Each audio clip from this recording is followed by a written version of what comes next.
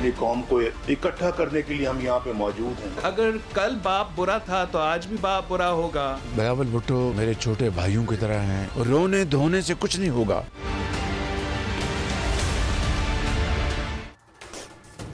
Welcome to news line. मैं हूं doctor Maria Zulfikar Khan. निगरान हुकूमत और IMF के दरमियान एक्सटेंडेड फंड फैसिलिटी के तहत पहला रिव्यू मुकम्मल होने के बाद स्टाफ लेवल एग्रीमेंट तो हो गया है और अब पाकिस्तान को $70 करोड़ की नई किस्त IMF बोर्ड की मंजूरी के बाद मिल जाएगी। मुल्क की माशी सूरत हाल के पेश नज़र ये एक अच्छी खबर है, क्योंकि IMF के बाद ही बाकी आलमी मालियाती इदारों से मजीद कर्जों की राह हमवार होती है। मगर इन कर्जों की वापसी अवाम पर महंगाई का बोझ डालकर होती है। जैसे कि निगरान वजीर खजाना ने कह दिया है कि जनवरी में गैस की कीमतों में इजाफा किया जाएगा और बिजली और गैस की कीमतों में रद्दोबदल यकीनी है, ताकि सर्कुलर डेट को बढ़ने ना दिया जाए।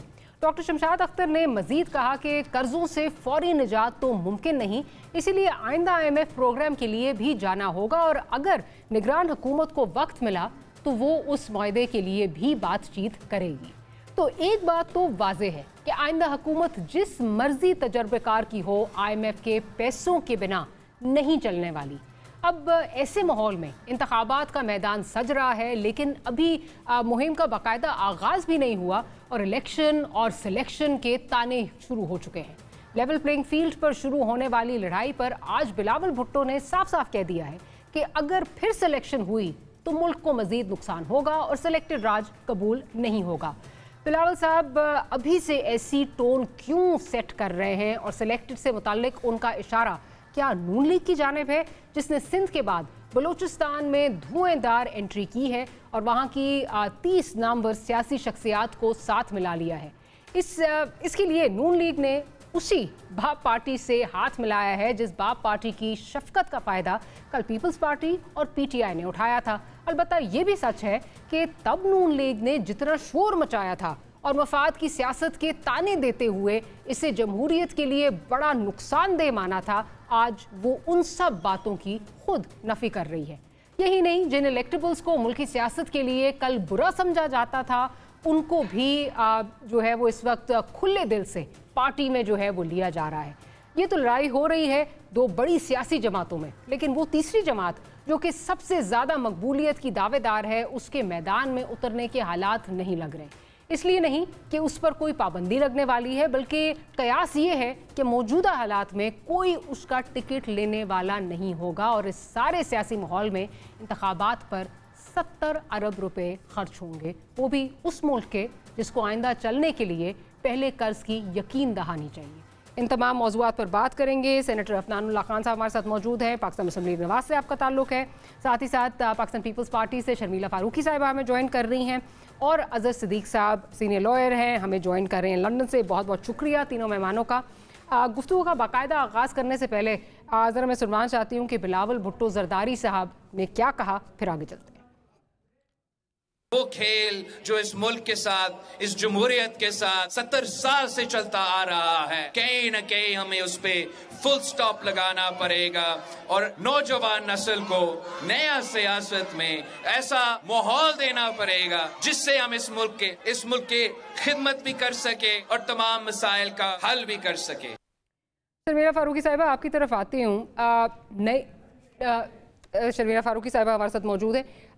नई सियासत का आगाज़ कह रहे हैं कि बिलावल भुट्टो जरदारी साहब होना चाहिए। कुछ ऐसी बातें मौलाना साहब ने भी कही कि जी चीज़ें जो हैं वो बदलनी चाहिए, नई जाविये की जो है वो ज़रूरत है।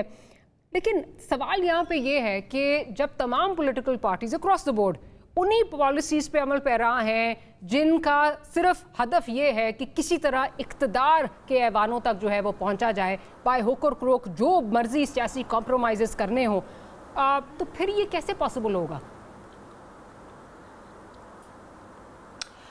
जी शुक्रिया मारिया। देखिए, नई सियासत की जब हम बात करते हैं तो हम कहते हैं कि पुरानी जो एक रंजिशों की, शिकायतों की और मट स्लिंगिंग की जो पॉलिटिक्स थी, नफ़रतों की जो पॉलिटिक्स थी, उसको ख़त्म होना चाहिए, आगे की जानिब देखना चाहिए, नेशनल इंटरेस्ट को अवलीन तरजीह देनी चाहिए और मुल्की मामलात को सर फहरिस्त रखना चाहिए और ऐसे माहौल के अंदर एक नई लीडरशिप को मौका देना चाहिए।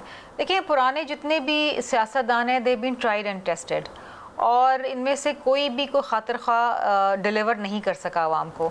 नए नौजवान क़यादत को मौका दें, देखें out of the box solutions लेकर आएंगे, जदीद तर्ज़ अमल के ऊपर काम करेंगे, तो ये बहुत इम्पॉर्टेंट है। और फिर सबसे ज़्यादा इम्पॉर्टेंट ये है कि देखिए, अगर पीपल्स पार्टी की अगर आप बात करें तो People's Party believes in consensus politics. हम सबको साथ लेके चलना जानते हैं।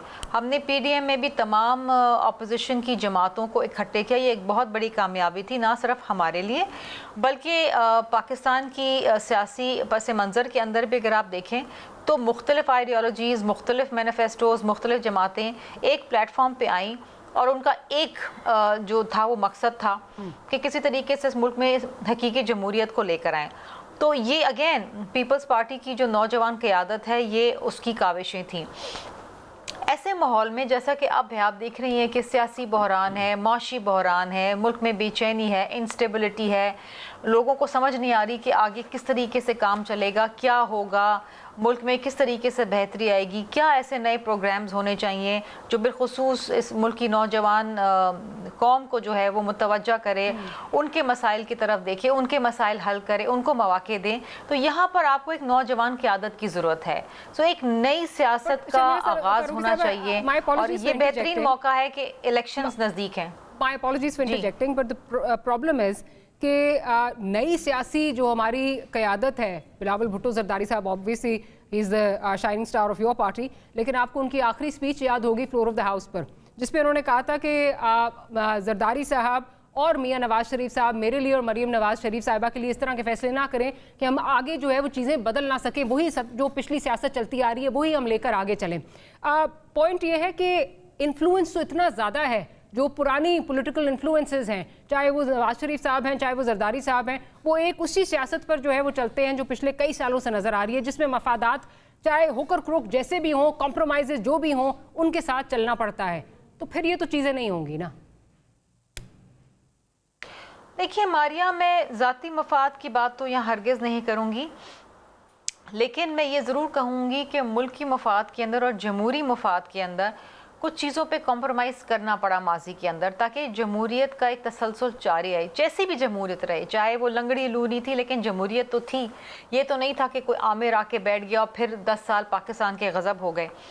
तो ठीक है, नौजवान क़यादत बिल्कुल ये समझती है कि हमें अपने जो उसूल हैं उन पर डटे रहना चाहिए, लेकिन जो सीनियर लोग होते हैं, जो मंझे हुए सियासतदान होते हैं, जो वेटरन्स होते हैं, वो हमेशा सोचते हैं कि थोड़ी गिव एंड टेक की सियासत करें, कहीं पर लचक दिखाएं कोई चीज़ इन द लार्जर इंटरेस्ट, कि अगर मुल्क में जमहूरियत का तसलसल चलता रहता है तो कोई छोटी मोटी चीज़ों के ऊपर आप कॉम्प्रोमाइज़ कर लें, लेकिन इसका हरगिज़ ये मतलब नहीं है कि आपने मुल्क की मुफाद के ऊपर कॉम्प्रोमाइज़ किया। उस पर तो देयर इज़ नो क्वेश्चन। और बिलखुसूस पीपल्स पार्टी के बारे में तो मैं कह सकती हूँ कि उन्होंने हमेशा मुल्क की मफाद को सामने रखा है, अपनी जान से, अपनी हर चीज़ से आगे रखा है। आपने देखा है शहीद जुल्फ़िकार अली भुट्टो से लेके शहीद मोहतरमा बेनज़ीर भुट्टो तक उन्होंने अपनी जान का नजराना दे दिया इस मुल्क की खातिर। सो बात यह है कि लेकिन उनकी जो बड़े हैं पॉलिटिकल पार्टीज़ के, उनकी राय अपनी जगह, उनकी पॉलिटिकल विजडम अपनी जगह, लेकिन इस वक्त मुल्क को एक नौजवान क़यादत की ज़रूरत है। और हम ये समझते हैं और पीपल्स पार्टी भी ये समझती है कि देखिए, अगर एक नए जिस तरह बिलावल भुट्टो ज़रदारी साहब हैं, उन्होंने बहुत ज़बरदस्त परफॉर्म किया as the youngest foreign minister of Pakistan. He perform extremely well. उनमें वो एनर्जी थी, वो एजिलिटी थी, वो दैट स्पीकिंग पावर, वो कैरिज्मा था कि उन्होंने दुनिया को मुतवज्जो किया। आप देखें कि ये जो सैलाब आया माहौलियाती तब्दीली के नतीजे में, उसके हवाले से जो क्लाइमेट फंड का इनकाद हुआ, ये पाकिस्तान की काविशें हैं, फॉरेन मिनिस्ट्री की काविशें हैं। तो यहाँ पर हमने ये ज़रूर देखा, नए चेहरों को जो है वो एक मौका ज़रूर मिलना चाहिए, और नए मतलब जो यंग चेहरे हैं उनको मिलना चाहिए ताकि पॉलिटिक्स आगे बढ़ सके। अफनान साहब, मसला यहाँ पे ये है कि शर्मीला साहब बातें तो बहुत अच्छी कर रही हैं और होना भी इसी तरह चाहिए, लेकिन बात यह है कि जब नए चेहरों को भी, या जो रिलेटिवली यंगर लॉट है उसको भी मौका मिलता है, तो वो कॉम्प्रोमाइज़ उसी तरह की करती है जिस तरह की पुरानी लॉट करती आई है। अब कल तक मरीम नवाज साहिबा क्या कहा करती थी, ज़रा वो सुनवा देते हैं और फिर आगे चलते हैं। जानते हैं कि बाप अपने बाप के कहने में के बगैर किसी को वोट नहीं करता। बाप का जब हुक्म होता है तो वो हुकूमती बेंचेस के ऊपर जाके बैठ जाते हैं, बाप का जब हुक्म होता है तो वो ऑपोजिशन बेंचेस पे आके बैठ जाते हैं या इंडिपेंडेंट हो जाते हैं। रातों रात बाप या माँ के नाम से एक पार्टी बनती है, वो एक बच्चे को जन्म देती है, अगले दिन वही बच्चा वजीर आला की कुर्सी पे बिठा दिया जाता है। Shem Shem Shem. आज आप इसको कैसे जस्टिफाई करेंगे जब वो लोग या आपके साथ सीट एडजस्टमेंट कर रहे हैं या आपकी पार्टी में आके जम हो रहे हैं? जी बिस्मिल्लाह रहमान रहीम। देखिए बात ये है कि ये जो रेफरेंस मरीम नवाज साहिबा दे रही हैं ये उस फ्लॉड इलेक्शन का दे रही हैं जो चेयरमैन सेनेट का हुआ था आपके बाप से। ठीक है, वो मैं जाम कमाल साहब मैं उसी की तरफ ही मामले लेके जा रहा हूँ। और वो जो ये रेफरेंस कर रही हैं बिल्कुल ठीक कर रही हैं। इस तरह इलेक्शन अगर रिग होंगे तो वो उसकी क्या क्रेडिबिलिटी होगी। लेकिन अब एक पॉलिटिकल क्लास एग्जिस्ट करती है बलूचिस्तान में and we have to deal with them. हम ये नहीं कह सकते पावर नहीं, जो भी है आपको पावर अगर आपको नहीं मिलेगी तो आप डिलीवर नहीं कर सकते ना, ये भी तो उसकी कॉम्प्रोमाइज है जो कॉम्प्रोमाइज ज़िंदगी में करने पड़ते हैं। लेकिन ये कोई ऐसा कॉम्प्रोमाइज हमने ये तो नहीं कहा कि हम बाप की आइडियोलॉजी से एग्री करते हैं, हमने ये तो नहीं कहा नहीं। लेकिन बाप के लोग आप में अगर आके जम हो रहे हैं जिनकी आइडियोलॉजी कल तक ये थी कि आप गद्दार हैं, मैं सुनवा भी देती हूँ, जरा वो सुनवा दीजिएगा जरा। मैं सिर्फ ये कह रहा हूँ, देखिए बलूचिस्तान के अंदर जो जमहूरियत है ना, अगर वो बाकी मुल्क के अंदर कमज़ोर है तो वहाँ पर इंतहाई कमज़ोर है। तो अब वो जो भी गिवन पॉलिटिकल क्लास है आपने उनके साथ डील तो करना है। लेकिन मुझे जरा इजाजत दें प्रोड्यूसर साहब, अगर आपको मिल गया हो तो काइंडली सुनवा दीजिए। वज़ीर आज़म साहब नवाज शरीफ साहब के बारे में कह रहे हैं कि वो गद्दार हैं, आपके पास कोई ऐसी इत्तला है? मैं समझता हूँ कि ये जो तरीक़ेकार और जो रवैया खासकर नवाज शरीफ साहब और फिर उनकी पार्टी की कुछ लोगों ने लिया, ये वो चीज़ें हैं जो गद्दारी के ज़िम्रे में आती हैं। और यकीनी तौर पर आप ज़िम्रे में आ गए हैं तो now one has to decide. बहुत बड़ा स्टेप लिया chief of the army staff ने। आप बाप की आइडियोलॉजी से एग्री नहीं करते तो क्या आप बाप की ये जो आइडियोलॉजी है उनकी आइडियोलॉजी बदल गई है या आपने इस पे जो है या आपने इस पे you turned the blind I? I don't understand. नहीं उन्हीं क्या माफी मांगी उन्होंने हमारी पार्टी ज्वाइन की है ना, हमने तो उनकी पार्टी नहीं ज्वाइन की। आपने खुले तो हमारे नहीं, देखें आप ये बात समझें कि बलूचिस्तान के अंदर जो पॉलिटिकल क्लास एग्जिस्ट करती है, हमें उससे हम ये नहीं कह सकते कि हम बलूचिस्तान के साथ डील ही नहीं कर रहे क्योंकि वो वहाँ पे एग्जिस्ट करते हैं। अब ये जो है ये मामला बतदरीज ठीक होगा, एक मुल्क के अंदर तसलसल से जमहूरियत चलेगी तो ऐसा ऐसा जो है वो नीचे से आपकी बेहतर जो है वो पॉलिटिशियन आना शुरू हो जाएंगे। अंडरस्टैंड अगर आपका बेसिक आइडियोलॉजी का इशू है, ठीक है, वो कह रहे हैं कि गद्दारी के जुमरे में आता है, डॉन लीग्स वगैरह सारे इसमें जो आता है। कल तक आप कहते थे कि ये किसी के कहने पे जो है वो वोट देते हैं, आज आप उनको ट्रस्ट कैसे कर सकते हैं? सो फिर पॉइंट वही हुआ ना जो पहले जहाँ से हम चले थे कि अगर वही कॉम्प्रोमाइजेस जो कि पिछली नस्ल जो है वो करती रही है टू गेट टू पावर या देखिए ये पावर्स दैट बी के साथ जो कॉम्प्रोमाइज होते रहे तो वही हो रहे हैं फिर। नहीं देखिए इसके अंदर थोड़ा सा मुख्तलिफ है। ये जो दहाइयों से मामले ख़राब हुए हुए हैं ना, ये एक दिन में ठीक नहीं होंगे। ये मेहनत करके जो है वो बड़े बड़े प्रोजेक्ट लगाए गए हैं, प्रोजेक्ट इमरान खान जैसा था, तो ये ओवरनाइट तो आप हमसे नहीं एक्सपेक्ट करें ना कि हम आएंगे और सारा कुछ ठीक हो जाएगा। अब जो गिवन जो सर्कमस्टांसेस है उसके अंदर we have to make the best of it, ये है सारी की सारा मामला।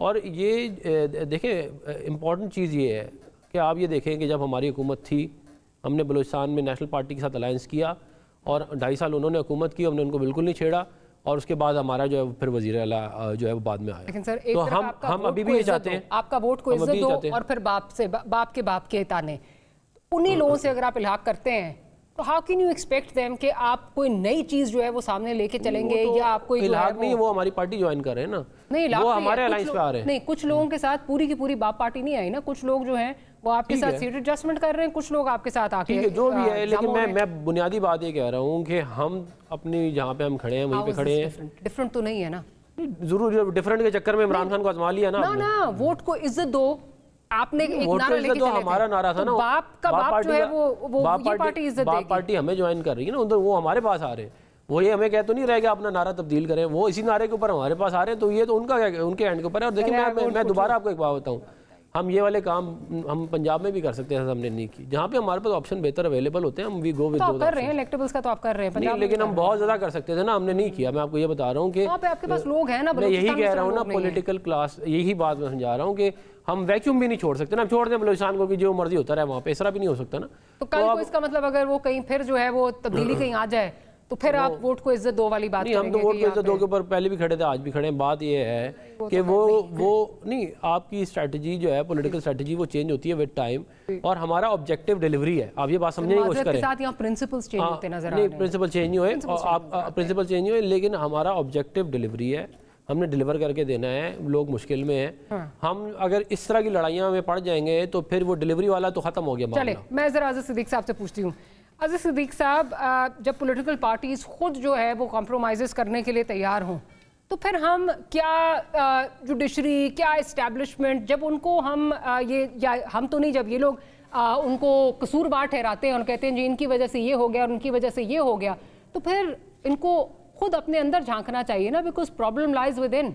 इट्स नॉट कि आपको अगर कोई इस्तेमाल कर रहा है तो आप इस्तेमाल होने के लिए तैयार है ना। मौलाना फजलुर रहमान ने भी कुछ बातें कह दी हैं, सबको एहसास हो रहा है कि 17 महीने जो पाकिस्तान तहरीक इंसाफ के साथ किया, उन्होंने कॉर्नर पे लगा दिया। मौलाना फजलुर रहमान तो कह रहे हैं कि इस्टेब्लिशमेंट जो है वो एक बहुत पॉजिटिव रोल अदा कर रही है, वो मुल्क की मईशत को जो है वो सही दहानी पर ले जाना चाहती है, बट उनको कोई सैबोटाज करना चाहता है। और इस्टेब्लिशमेंट का एक हमेशा किरदार रहा है और है, जो पॉजिटिव चीज़ है उसको निगेट नहीं किया जा सकता। अगर आपके जो बरादर इस्लामी ममालिक हैं वो डील करने को सियासतदानों के साथ नहीं तैयार और जाना पड़ता है, इस्टेब्लिशमेंट से जाना पड़ता है, तो वो उनको खुशी खुशी तो नहीं जाते। वो तो पीटीआई के दौर में भी जाते थे, जब बाद में भी उनको जाना पड़ा तब भी जाते थे।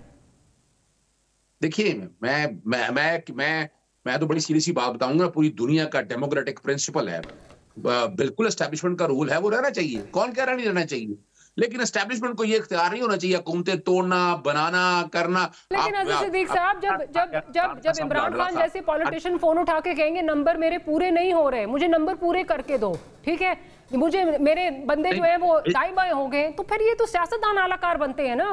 प्रॉब्लम ये है। नहीं, जरा जवाब सुन लीजिएगा ना। मैं जी प्लीज। अगस्त 2018 में इमरान खान साहब आए, अप्रैल 2019 में ख्वाजा आसिफ खुद कहते हैं हमसे रब्ता हो गया पंजाब की हद तक, मैं खुद कह रहा हूँ। फिर अपना दिसंबर 2019 का भी जिक्र है, फिर उन्होंने सारा कुछ तो देख लिया है, लेकिन बात सिर्फ इतनी है कि हम सब ने ये रवैया तर्क नहीं किया। वोट को इज्जत दो का जो बयानियां लेकर आए थे, अब इनके पास बड़ा बेहतरीन मौका था, ये चाहते आगे आते, ये हाथ से हाथ मिलाते। I think you just endorsed my point of view कि अक्रॉस द बोर्ड सियासतदान खुद कहते हैं हमारी आके हेल्प करो, उसके बाद जब हेल्प करते हैं आके तो फिर बाद में जो है वो गिले शिकवे शुरू हो जाते हैं, ऐसे नहीं किया और वैसे नहीं किया, खुद आवाजें देते हैं। मैं यही बात कर रही हूँ, खा वो किसी अक्रॉस द पॉलिटिकल डिवाइड की बात हो। एक छोटी सी ब्रेक लेनी है, ब्रेक के बाद हाजिर होते हैं, तो गुफ्तगू को यहीं से कंटिन्यू करते हैं।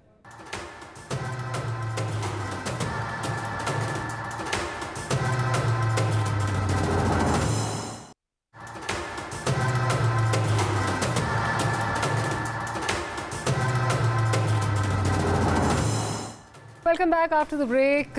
इलेक्शन होने जा रहे हैं, 8 फरवरी को होने जा रहे हैं, लेकिन उससे पहले सियासी माहौल में सिलेक्टेड के नारे, लेवल प्लेइंग फील्ड के नारे, और अगर एक दफ़ा फिर ये सिलेक्शन हुई तो कबूल नहीं करेंगे, ये कह रहे हैं बिलावल भुट्टो जरदारी साहब। जरा सुन लेते हैं क्या कह रहे हैं। सलमीरा साहिबा की तरफ जाऊंगी।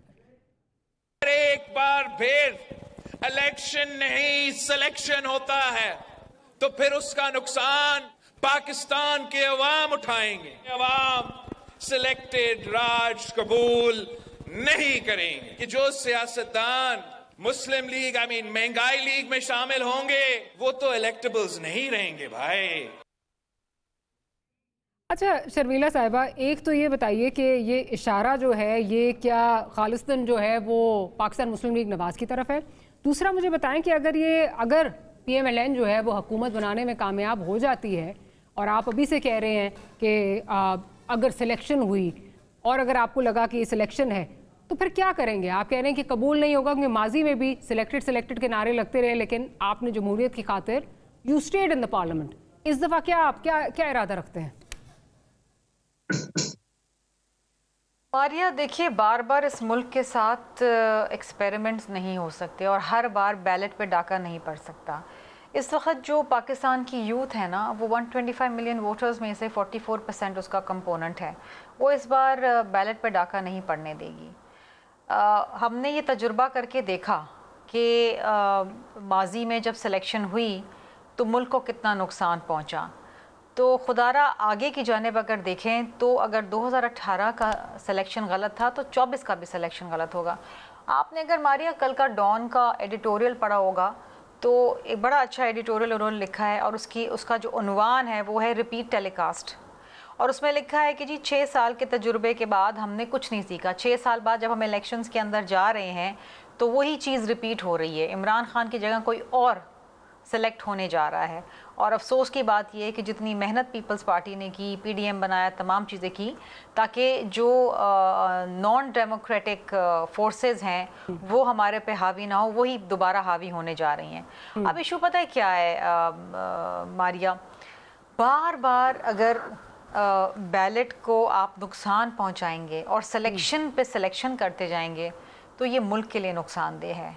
और अफसोस की बात ये है कि अगर हम में से कोई बिकने को तैयार बैठा है तो फिर बाज़ार में तो बहुत सारे ख़रीदार होंगे। तो यहाँ भी ख़रीदार हैं, वही जमात जो 4 साल से मुसलसल सुबह से लेके शाम तक वोट को इज़्ज़त दो के नारे लगाती थी, आज वही वोट को नीलाम करने के लिए निकली है। तो ये किस तरीके से हालात और मामला कब ठीक होंगे? When will we learn? कब इस मुल्क में हकीकी जमहूरियत आएगी?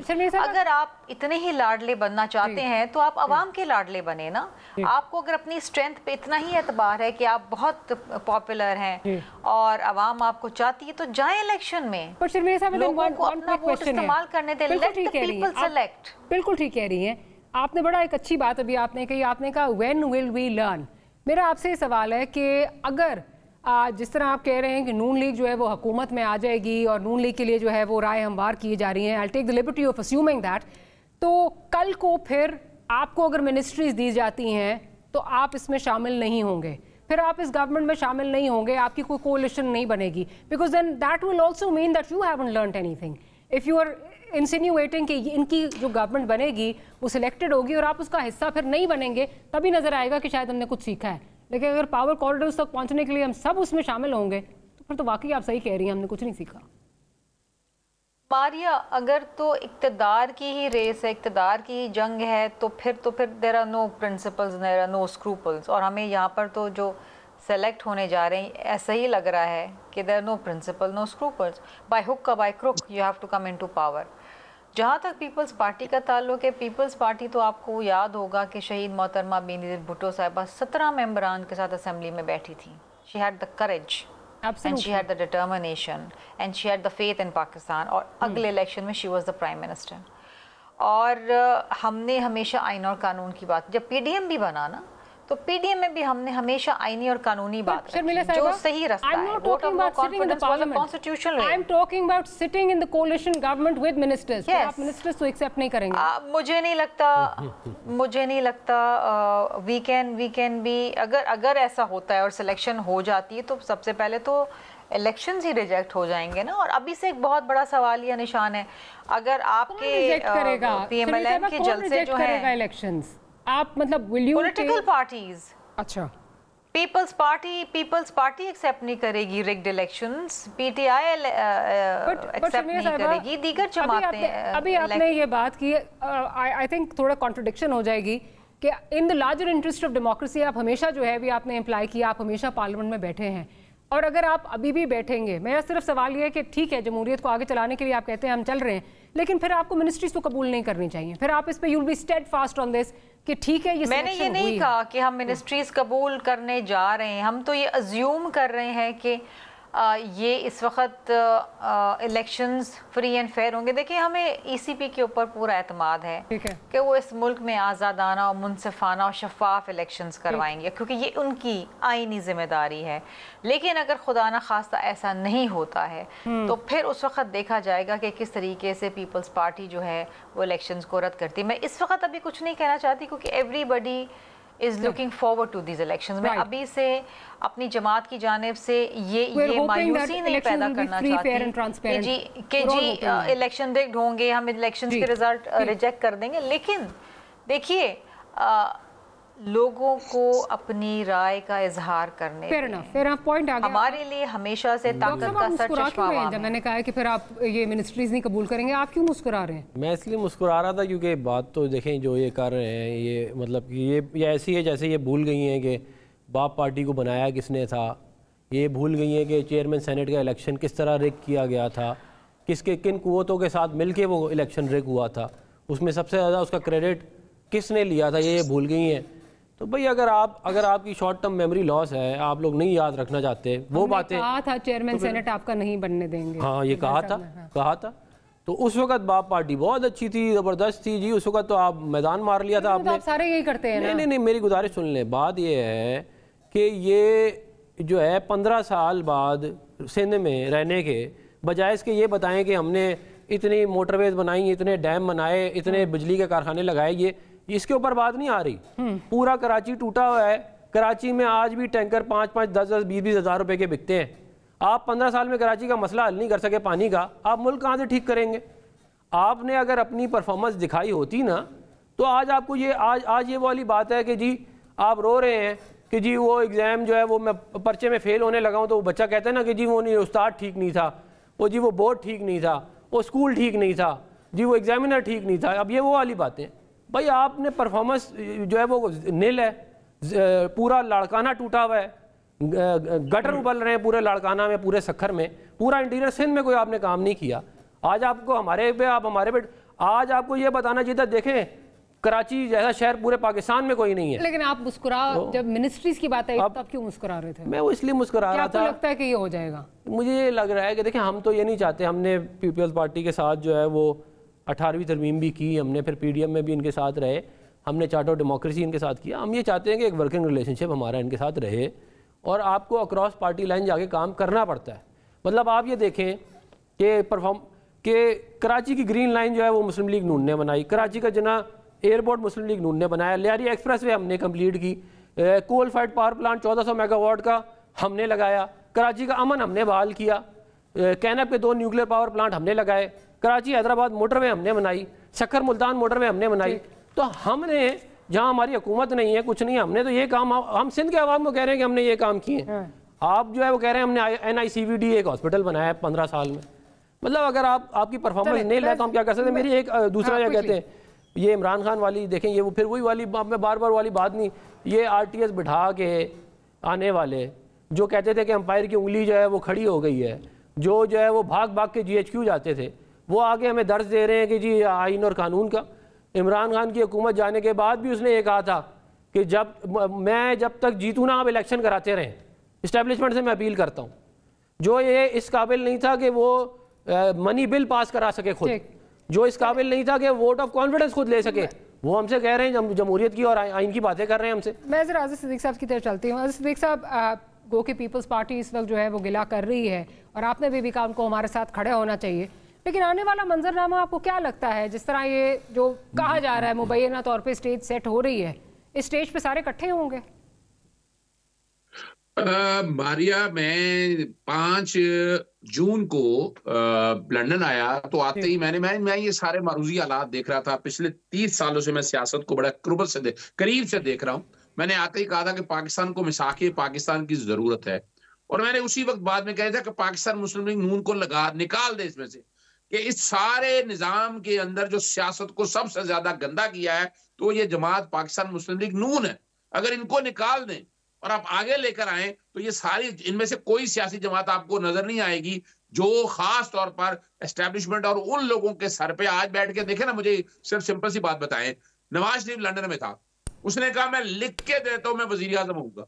जनरल कमर जावेद के बाजवा के बारे में क्या अल्फाज इस्तेमाल किए, जनरल फैज हमीद के बारे में क्या अल्फाज इस्तेमाल किए। देखो शहबाज शरीफ आए गए, मैं उनकी तरफ नहीं जाना चाहता, मैं सिर्फ इतना। अच्छा, मुझे बड़ा दुख और अफसोस होता है कि हम ये नाले सड़कें बनाने को उपकरण समझते हैं मुल्की लेवल को। पूरी दुनिया में जाकर देखें, ये म्यूनिसिपैलिटी का काम है। बर्तानिया में बैठा हूं, यहाँ पर लोकल काउंसिल ये काम करती हैं, जो वफाकी सतह के ऊपर पार्लियामेंट बैठी होती है, उसकी स्ट्रेटजी और होती है, उसके मसाइल कुछ और होते हैं, मुल्क की इकोनॉमी पॉलिसी कैसे लेके यानी ये तो बुनियादी तौर पर बात कर रहे हैं किसी काउंसिलर का इलेक्शन लड़ने के लिए। तो ये जो सियासी जमातें सड़कों की सियासत करना चाहती है ना, इन्हें चाहिए जाके ये काउंसिल वगैरह या मेयर शेयर के इलेक्शन लड़े। इनको हक नहीं होना चाहिए कि जो मुल्की लेवल के ऊपर आकर, नेशनल लेवल के ऊपर आकर आए। अभी ग्रैंड डायलॉग की बात होनी चाहिए, तमाम सियासी जमातें इकट्ठी हो इस हवाले से। और मैं बड़ी वाज़ेह तौर पर कह रहा हूं, नहीं करेंगे फिर वही रहेंगे, फिर उन्हीं अंधेरों में रखते रहेंगे। 70 सालों से या 75 सालों जो इस मुल्क के साथ हो रहा है वो आगे नहीं जाएगा। आगे लेकर जाना चाहते हैं ना तो आए और कुछ किसी के सामने नहीं।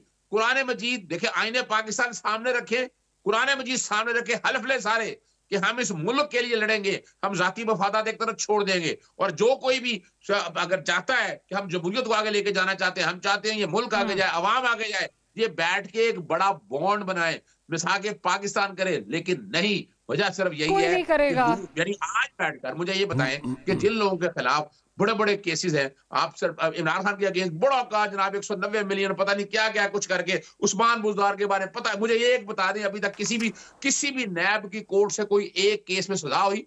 ये तो वो लोग थे जिनकी अदालतों से नैब यही तो मुल्क का अलमिया है कि नैब जो है वो प्रेस रिलीजेस पे जो है वो नोटिस ले लेती है, कार्रवाइयाँ शुरू कर देती है, उसके बाद वो कहाँ जाते हैं? वो सिर्फ अखबारों की जीनत तक और पॉलिटिकल विक्टिमाइजेशन के लिए इस्तेमाल हो रही है। यही तो बात है, पहले भी हो रही थी, अब भी हो रही थी, लेकिन हम नहीं सीखेंगे। एक छोटी सी ब्रेक लेते हैं, ब्रेक के बाद हाजिर होते हैं, गुफ्तगू को यहीं से कंटिन्यू करेंगे।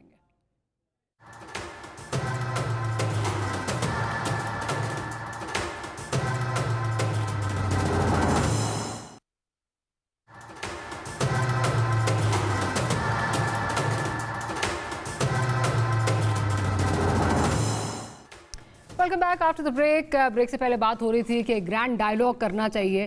ग्रैंड डायलॉग तो अगर हुआ तो वो इलेक्शन के बाद ही होगा, लेकिन इलेक्शन तक माहौल और इलेक्शन के बाद माहौल इतना पोलराइज हो चुका होगा कि शायद ये ग्रैंड डायलॉग ना हो सके।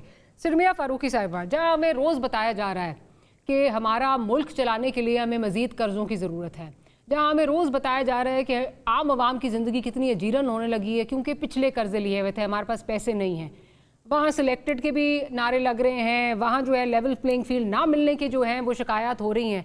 70 अरब खर्च हो रहा है इस पूरी एक्सरसाइज का। क्या फ़ायदा क्या है इस पूरी एक्सरसाइज का? यही तो हमारा सवाल है और यही तो हमारा शिकवा है कि अगर सेलेक्ट ही होना है तो फिर इस कौम का ये पैसा इलेक्शन पे खर्च करने की क्या ज़रूरत है? हम तो ये कह रहे हैं और हम ये भी कह रहे हैं कि हमें इस मुल्क के इदारों पर एतमाद है कि ये ऐसा नहीं होने देंगे। देखिए, कहीं ना कहीं this has to stop, the buck has to stop somewhere. Election commission of Pakistan मजाज है आज़ादाना, मुनसिफाना, शफाफ इलेक्शन करवाने का और उनको इस चीज़ का नोटिस लेना चाहिए। उनको ये तासुर, ये जो माहौल बन रहा है, ये जो फेवरेटिज़म की जा रही है, इसको ख़त्म करना होगा क्योंकि वो that is the only institution which is responsible for conducting free and fair elections। तमाम जमातों को आप बराबरी की सतह के ऊपर मौके दें ना इलेक्शन में हिस्सा लेने के लिए। यहाँ पर किसी के बड़े बड़े जलसे हो रहे होते हैं, कहीं किसी जमात की 2 कुर्सियाँ लगा देते हैं तो वो भी उठा ली जाती हैं, किसी के इजलास हो रहे हैं गवर्नर हाउस के अंदर, पंजाब के अंदर, यहाँ पर जो यही मैं आपसे कह रही हूँ ना, किसी एक जमात के साथ भी आप ज्यादती करेंगे तो फिर एक बहुत बड़ा सवाल ये निशान आ जाएगा इलेक्शन के ऊपर। कैसे एक्सेप्ट करेंगे लोग इलेक्शंस? फिर वही बेचैनी, फिर वही बहरान, फिर वही हलचल।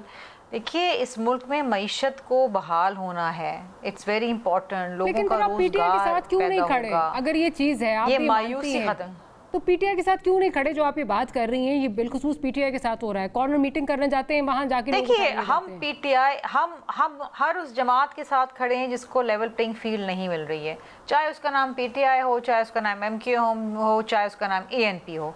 बात ये है कि हम कहते हैं हम सिर्फ अपनी बात नहीं कर रहे, we are not talking about us जी, लेकिन सिर्फ लिप सर्विस की हद तक, क्योंकि अमलन तो अगर करना चाहें तो आप लिप सर्विस नहीं है। देखिए, जब पीपल्स पार्टी का चेयरमैन ये बात करता है तो ये बात उन ऐवानों तक, उन इदारों तक पहुंचती है जो इलेक्शन आज़ाद और मुनसिफाना कराने के मजाज हैं। ये लिप सर्विस नहीं है। When it comes from chairman Bilawal Bhutto Zardari,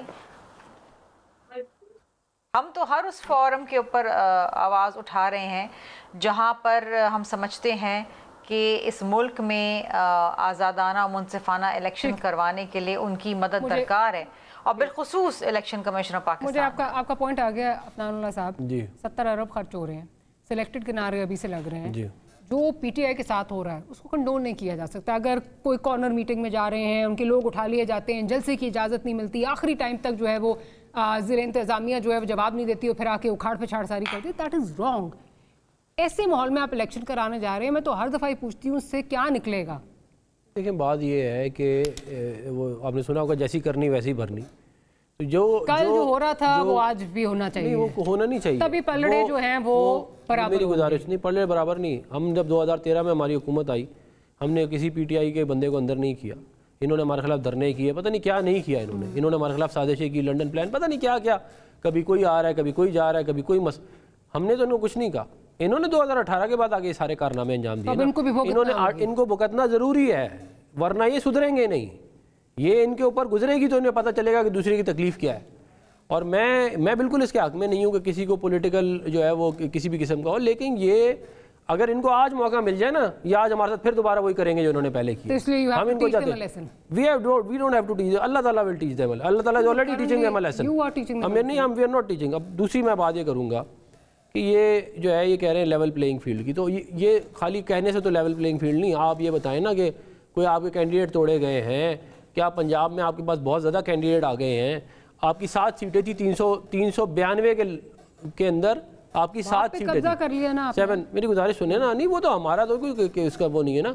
बात ये है कि क्या आपके पास पंजाब में कैंडिडेट भी हैं खड़े करने के लिए?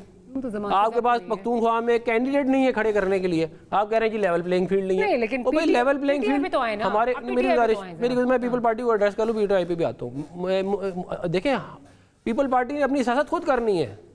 ये नहीं हो सकता कि आप कहेंगे जी हमारी कोई और सियासत करके दे या कोई और हमें जो है वो सेलेक्ट करे। भाई आपके पास बंदे नहीं है, इसका कसूर मुस्लिम लीग नून का तो नहीं है ना। अगर आपके पास कैंडिडेट अगर होते तो आज ये वाला मामला ना होता, आप ये कहते ही ना। अब आपको नज़र आ रहा है हार जाएंगे तो आप पहले से कह रहे हैं कि जी हमारे साथ जो है वो सिलेक्शन हो गई है। अब जहाँ तक पीटीआई की बात, पीटीआई की मैं बिल्कुल मैं देखें, पीटीआई जो है वो आप अभी भी देखें कि ये चार्टर ऑफ डेमोक्रेसी की बात कर रहे हैं।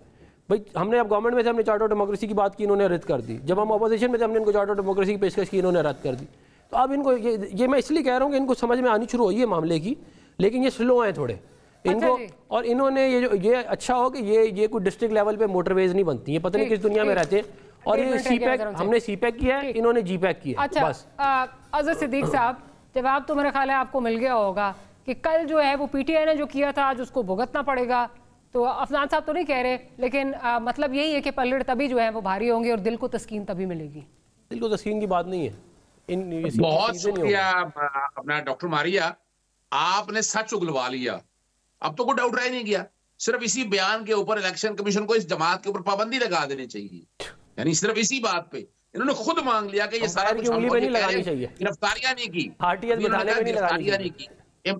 अभी इनके अपने दौर के अंदर जब इनके पास वफाक में हुकूमत थी, कितनी गिरफ्तारी हुई हैं पाकिस्तान तहरीक इंसाफ की, सब झूठे फ्रॉड और फरेब पर मबनी केसेस के हवाले से। वो 13 से 18 का कह रहे थे, मैं 13 से 18 कह रहा था। नहीं, इन्होंने कहा हमने नहीं की ना, इसका मतलब है अब उन्होंने मान लिया ना। मैं तो यही तो कह रहा हूँ, मैं तो कह रहा हूँ 13 से 18 नहीं की गिरफ्तारियां कोई नहीं की। ये केसेस जितने थे सारे नैब के पहले के केसेस थे, नए केसेस थे। एहसन इकबाल साहब पे पहले का केस था, एलएनजी तो थी नहीं पहले, एलएनजी का पहले का केस था। ये बड़ी बुरी हालत है इनमें। जब मैंने पुराने केस तो है ही नहीं। अच्छा, अनफॉर्चुनेटली प्रोग्राम अज़ीज़ सिद्दीक साहब, आई हैव टू इंटरजेक्ट क्योंकि प्रोग्राम का वक्त खत्म हो रहा है। अज़ीज़ सिद्दीक साहब आपका बहुत शुक्रिया, शर्मिला फारूकी साहिबा और अफनान साहब आपका शुक्रिया। लेकिन मेरा नहीं ख्याल कि हम कभी माजी की जो गलतियाँ हैं उनसे कुछ सीखेंगे, वही चीज़ें चलती रहेंगी। Will see you tomorrow. Good night, अल्लाह हाफिज़।